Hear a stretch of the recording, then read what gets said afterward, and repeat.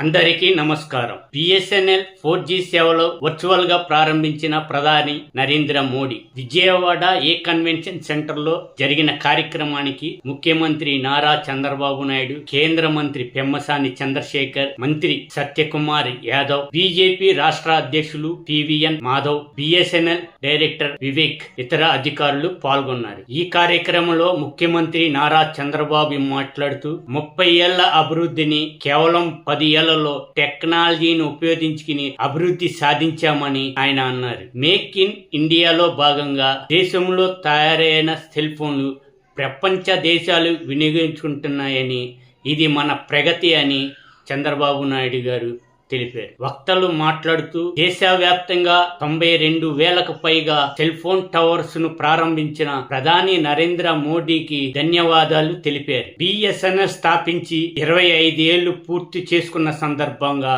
BSNL team కి శుభాకాంక్షలు తెలియజేశారు. అక్షర సంకేతం ఛానల్ ని సబ్స్క్రైబ్ చేయండి, లైక్ చేసి కామెంట్ పెట్టండి. ధన్యవాదాలు.